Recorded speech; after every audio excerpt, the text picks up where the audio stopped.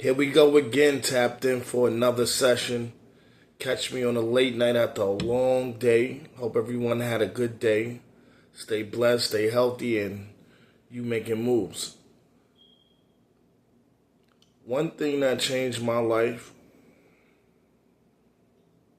was seeing people for who they are. And when I say see people for who they are, I'm not talking about the version that you got in your head, that you made up, right? I'm talking about uncut version where you see them for who they are, man. And they always say, the infamous they, when someone show you who they are, you should believe them the first time. Now, if that's your first time hearing that, then you maybe should start believing people from now on. But if you heard that, then you know it's true. People gonna show they tail. People gonna show their ass. No matter how you dress it up, they gonna show it. Because one of the things that I learned this weekend that really resonated with me is the word convenience. And people do things that's convenient for them, right? Now, from the outside looking in, you would think we all should do things that's convenient for us. But then when you dive a little deeper, you know that convenience is what it says. It's convenient, like it works, right? It's a good time to do it. Right? If you got a goal and you had unlimited time to complete it, there wouldn't be no sense of urgency. Right? If you're a student and you're writing a paper, they say it's due by this time. Now you're moving towards that deadline. And convenience don't come with a deadline. And when you're a person like myself, people similar to me, when you go above and beyond for people, that's where convenience can kind of be a hindrance, because now I'm not doing it because it's convenient. It may be convenient for you by being able to lean on me or to ask me for help, but it's not convenient. And I don't want your convenience. I don't always want to do things when it's convenient.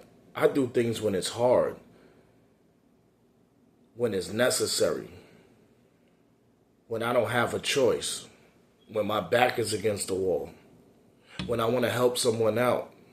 So we got to be very careful with doing things at our convenience, because what's convenient for you could be detrimental for someone else. And the decision that I made was, I'm not dealing with people who call me when it's convenient for them, text me when it's convenient for them, hang out with me when it's convenient for them. I'm not your placeholder. If you got something to do, do it. Don't call me while you at work. Don't call me while you doing something that's for you. Handle your business. I respect your time, but respect my time too. My time is important, right? And that's what I'm trying to drive home to you is your time is important. Don't let people play in your face and act as if you don't deserve the undivided attention. When you call me, anybody who know me know you get my undivided 110%. I'm fully locked in. I'm focused on the conversation. And when I can't get that from the people, why are you calling me? If I call you, I expect the same. If you busy, tell me you busy. But it's convenient. Hey, I'm at work right now. I'm going to call you back. Hey, I got to do this. I'm going to call you back. Hey, you busy? What you doing right now? I'm going to call you back. Those callback lines are so trash. We got to stop doing that to people. If you don't want to talk to somebody, you should just tell them, hey, look, I don't want to talk to you right now. I got a lot going on. Hey, I'm busy. I'll call you when I'm not. But people don't have that much honesty in them, right? And I respect it. But don't do it because it's convenient for you. Because I might be in a dire situation where I really need to reach out to someone, right? You ever had someone around you that's suicidal? Now, I've never suffered from suicide, but I know it's people who suffer from suicide. In fact, I have a friend, I won't mention her name, but I remember a time when someone told me, yo, she on the roof right now. I'm like, what? What roof? Like, yo, she up there. I said, you lying, man. Stop playing with me, man. I don't got time to play like that. And I'm not no superhero. I'm not well versed with mental health. Like, I'm not a doctor by no means. But if you tell me someone that I know is on the roof and they may jump, you damn right I'm going to the roof.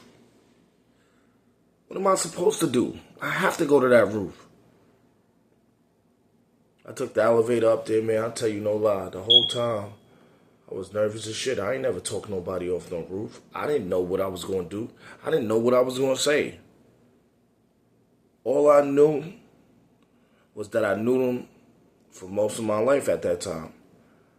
And wasn't a female that I was dating. Wasn't, I mean, she was my friend. Obviously, I liked her, but not on that level of magnitude, right? However, I just wanted to go and see if it was real. I walked up them stairs to that roof, because the roof got a separate set of stairs. So I go up to the roof, and I didn't want to just bust the door open and kind of scare her. And I also didn't know what she was going through, because I wasn't there when she got to the roof. So I had to really sit there and be like, yo, what's up? It's, you know what I mean? Like, what's going on? Like, it's me. Like, I'm your homie. Like, what's going on with you? And she had a look on her face. Like, I can't really describe the look, but I could feel the numbness. And right away, it was kind of like the movies, like talking slow, walking close, and really trying to get her off the edge, because she wasn't all the way over, but she was ready to jump. And I felt like if I would have rushed her, she would have jumped off that motherfucking roof, and I wouldn't have been no good, because I'd have been the last person she had contact with. So it would have messed me up, right? Mind blown. And I was trying to avoid that situation, because again, we known each other for years. And one of the things that I kept trying to explain to her was, there's other ways to deal with this. If you need someone to talk to, you should talk to me.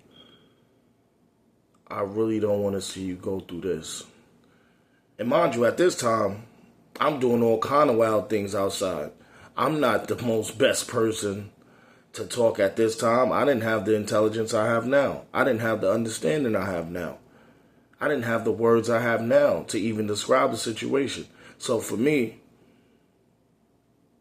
I was just trying to be a friend. And I think people get away from what friendship is.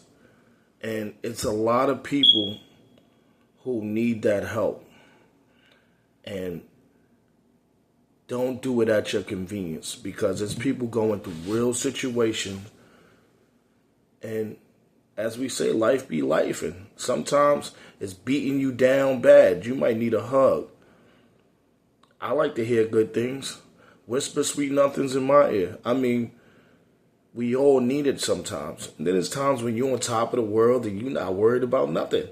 But we got to figure out how to be supportive for each other all the times, not just when it's convenient. Because if I'd have said the wrong thing, there's no telling what she would have did.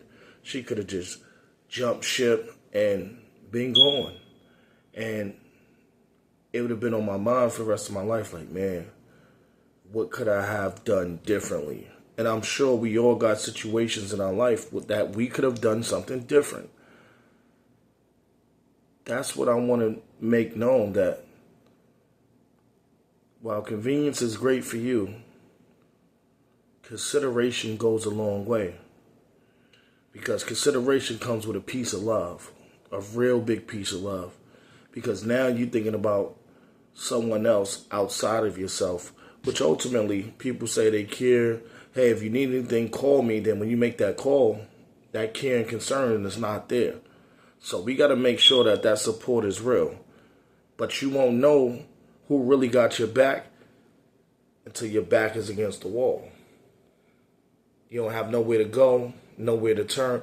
That's when you know what your support system look like. And I know what it's like to be in a dark place and not have that support. It's all right. Part of the reason I do these videos is to make sure that I keep my mental health in check. And I also consider this giving back by also giving real life situations to help other people push through and make sure that we stay connected as a whole. You got to help someone. Might be your neighbor, might be your coworker, might be your family member, might be yourself. You might need to help yourself. You might need to stop leaning on people. Stop blaming people. I struggled with blaming people for my problems plenty of times. But times have changed. I'm taking full responsibility for everything that's going on in my life, and I suggest you do the same. No matter if it's your fault, the dog fault, cat fault, goldfish, it does not matter. Take responsibility and ownership for your life. This is about you, what you want to do, how you want to do it, and we not taking no for an answer, right? Because we always striving for success. Because on my channel, I talk about the wins, right? The losses, but most importantly, the lessons. Because after the lessons comes the blessings, right? Because with that knowledge, you can make better informed decisions. There's been plenty of times I made the wrong decision. I didn't know they was wrong at the time. Or impulse took over and I may have done things that I've regretted. However, that's a part of growth. We all do things that we regret, but regret should not stop you from growing. In fact, that should fuel your growth. You should be able to use that. Oh, come on.